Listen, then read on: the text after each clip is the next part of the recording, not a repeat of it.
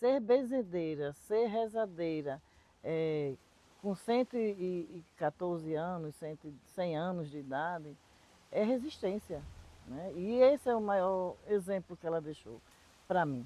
Falar de Chiquinha é falar de uma mulher de fé, né? De alegria, uma mulher que trouxe uma missão que poucos teve esse privilégio. Ela com seu raminho na mão, ela benzia, ela fazia a magia acontecer. Na nossa comunidade, Chiquinha, ou Francisca Ferreira de França, era uma pessoa carinhosa que acolhia a todos, sem restrição. A casa era sempre aberta para todas as pessoas de todas as idades para vir se curar. Começava de manhãzinha cedo até o anoitecer. E não tinha questão também de hora para curar também não. Na hora que precisasse também o menino de rezar, se chegasse uma pessoa também, tarde da noite também se rezava. A segunda mãe foi a que me criou, que educou, mesmo sendo uma pessoa leiga, de letra, mas uma pessoa rica em sabedoria.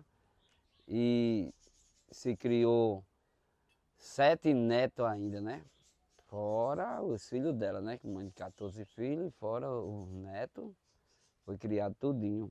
E até os 50 anos agora, ainda estava me criando junto dela. E quando surgiu essa ideia, né, de fazer isso, foi muito importante. Isso dentro de uma lógica aqui do nosso mandato, porque nós travamos uma linha de atuação aqui que era de reconhecimento dessas tradições. Então, acho que a gente tem outras legislações nessa perspectiva, foi das benzedeiras, né? A gente fez aqui um processo muito interessante, que foi da gente alterar, inclusive, o regimento dessa casa, porque essa casa aqui, quando a gente fazia sessão solene, as pessoas que eram de religiões de matriz africana não poderiam entrar com suas vestes. Por exemplo, os homens, quando vão para um lugar, dependendo, vão de paletó e tal e tal. E os povos de terreiro, né, de religião de matriz africana não poderiam entrar. Então, foi a primeira batalha que eu tive aqui dentro. Eu fiquei muito chateada, porque eu fiquei muito constrangida com os meus convidados. E eu falei assim, não, nós vamos resolver isso. Eu prometi para mim e para os meus convidados, que era a última vez que a gente passava esse constrangimento. E a gente alterou o regimento dessa casa.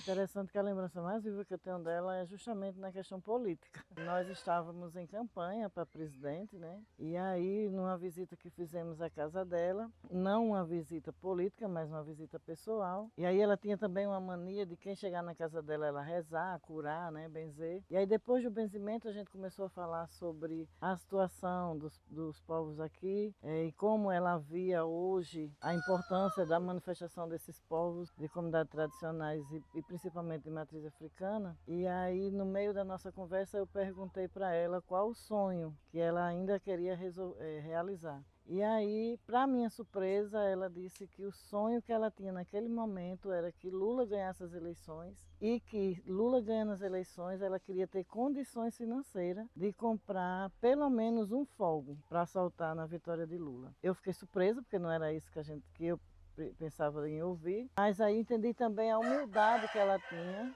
né, que ela estava tendo naquele momento, de alguns reconhecimentos. Naquele dia eu prometi para ela que se Lula ganhasse as eleições, eu retornaria para realizar o sonho dela. E graças a Deus eu voltei e a gente realizou esse sonho. Então, assim, aí veio a ideia das benzedeiras. Nossa, as benzedeiras. É muito importante. E eu, inclusive, me fiquei emocionada na época, porque tinha tudo a ver com a minha infância, né? E isso é uma prática ainda, infelizmente, por isso que a ideia de ter essa lei é para preservar muito da zona rural. Como eu vivi muito tempo na zona rural, né, então isso fazia parte, né, da cura, né, da cura das crianças, né, dos idosos. Então, para mim, foi um presente quando a gente, aqui a equipe, a gente tem um processo, né, de definição de lei, chega a proposta, a gente avalia. Então, foi um presente que a gente recebeu aqui, da gente pensar como equipe fazer isso, e a gente fez. E aí, no dia que foi para sancionar, a gente, lógico, quando a gente aprovou, a gente foi procurando quem era, e Renato tem tudo a ver com isso, Renato Santos, que não está aqui agora, está de férias, e ele disse, nossa, tem uma benzedeira lá de São Gonçalo, mas ele trazia a história dela, que ela tinha vindo de Extremóis e que era muito... E aí, no dia da sanção da lei, nós fizemos uma chamada lá da governadoria para ela participar. E quando ela participou, foi uma emoção enorme, né? Ali tinha várias mulheres de várias idades e muita juventude também. E aí ver Vó Chiquinha, com os seus 100 anos de idade, um pouco mais de 100 anos de idade, ali mostrando a sua força e mostrando toda a sua humildade, porque ela poderia muito bem ter dito não vou participar, mas ela fez questão disso. Naquele momento, a governadora Fátima Bezerra anuncia que a lei será uma lei voltada a homenagear as benzedeiras e trazendo o nome de Vó Chiquinha.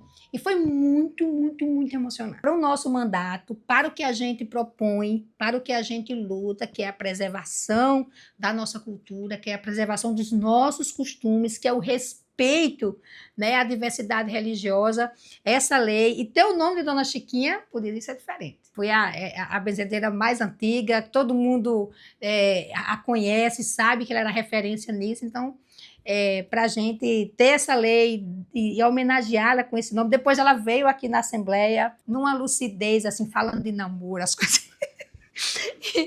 Muito engraçado. Ela veio aqui na sessão solene, foi a atração, né, da sessão todinha, foi ela.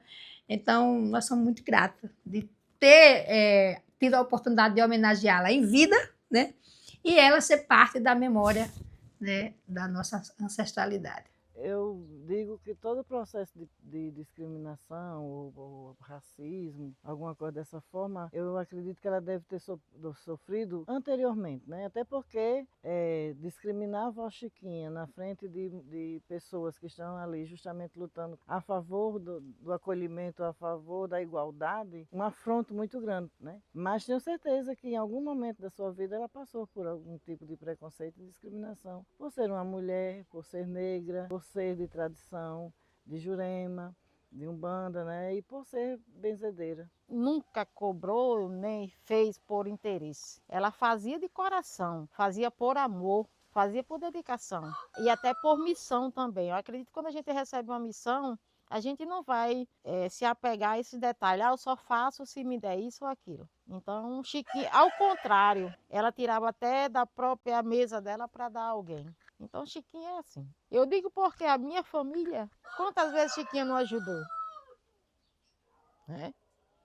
Uma mulher que conheceu minha mãe, que levou, como ela contava, carregou minha mãe no cangote, como ela dizia. Uma mulher dessa, ela tem que ficar na história, não só de São Gonçalo, mas de todo o Brasil. Contente, sempre contente.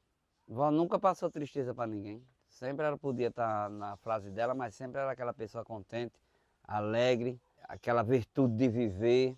Podia estar do jeito que fosse, mas ela sempre tinha aquela virtude de viver. Alcançar cada vez mais as coisas. A família, ela sempre queria a família unida, nunca queria a família desunida. Família para ela sempre era mais importante de um tudo. Uma pessoa sem ganância, uma pessoa humilde, uma pessoa, a família sempre presente. Ela sempre fez questão da família estar toda presente. O benzer que vinha da vó dela, para a mãe dela e dela também. Ao benzer, ela benzava de tudo, benzia tudo, né? Era o quebrante, zipele, rezava vento caído. Toda a reza rezava, ainda fora de reza de gente, rezava os animais também. Infelizmente, a nossa geração, a minha geração e as mais novas gerações, infelizmente, ainda não foi preparada para isso. Porque um legado igual de Chiquinha, não vamos ter mais. A gente tira assim mesmo pela própria família. Pai Francisco, digamos que é o herdeiro de todo o conhecimento que Chiquinha tinha. Preservar a história de Chiquinha é preservar a vida, é preservar os costumes, é preservar a tradição. Minha tataravó Joana Bag era benzedeira e parteira. Pegava os filhos tanto das filhas como das netas. Ela quem fazia parte da família todinha. E depois vó também fazia parte também. Veio de geração e de benzedeira também vem de geração de benzer. E eu faço parte também ainda, rezo também. Já vem de quê? A prolongação já vem de diversas gerações, né? Lá para cá, os anos todinho. E eu pretendo, até o dia que Deus quiser, levar para frente, rezar. Porque isso é um dom que Deus dá a gente e a gente não pode deixar para lá não. A gente deve usar nosso dom. Eu não vou dizer que meus tios também, a parte dos filhos dela, também não sabem de reza, porque minha avó sempre fez questão da gente aprender rezas também. Até quando a gente era pequeno, antes da gente se deitar, todos tinham. Ela estava de rede em rede da gente, ensinando a gente a rezar, para primeiro se deitar. Não deitava sem rezar não, tinha que aprender a rezar. Por esses anos todos que eu vivi ao lado dela, gratidão, só tenho gratidão por ela. Por ter chegado a esses 50 anos ao lado dela. E se Deus desse esses anos de vida, tanto a ela como a mim, vivi mais 50 para frente, ou mais.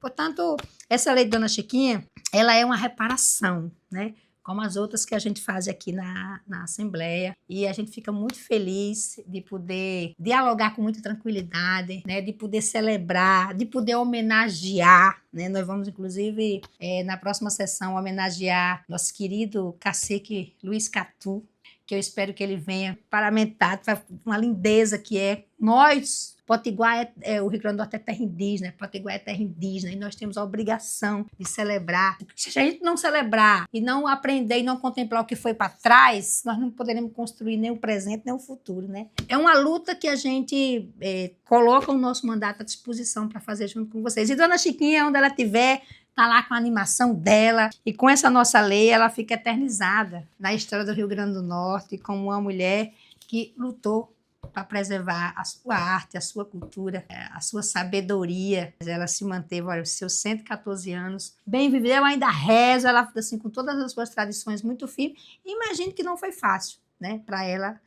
mas ela, a gente tem orgulho, por isso, muito justa essa lei, né, que foi aprovada em 2021, ter o nome de Dona Chiquinha. Feliz demais.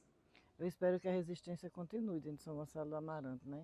Que outras benzedeiras possam também ser vistas, ser ouvidas, que esta lei ela saia do papel, que ela venha para a prática, que não seja uma lei apenas para homenagear as benzedeiras e rezadeiras de São Gonçalo do Amarante, mas que seja uma lei que valorize essas pessoas, essas mulheres, valorize todo o conhecimento espiritual, o dom espiritual que essas mulheres têm, e que todas as rezadeiras e benzedeiras possam entender a valorização de Vó Chiquinha enquanto uma mulher que, posso dizer, professora da vida, né? Professora da sua cultura, da sua tradição enquanto mulher negra e benzedeira. Todo o contexto religioso a gente sabe que é a crença que nos sustenta, né?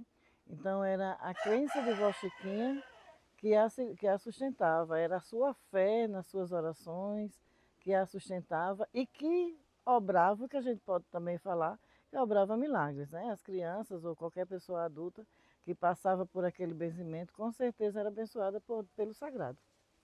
Quando ela perdeu a visão, eu chegava, Chiquinha, sabe quem está falando? Ela olhava, Lúcia Maria Ratinho, a comadre dela do coração, realmente. Chiquinha, ela vive e vai viver eternamente nos nossos corações. Que sirva de exemplo, principalmente para os jovens que queiram aprender, apesar que eu sempre digo que tem coisas que por mais que a gente queira, a gente não consegue, porque querendo ou não, benzer, rezar, curar, é missão, é dom. E infelizmente nem todos vai ter essa missão que Chiquinha teve.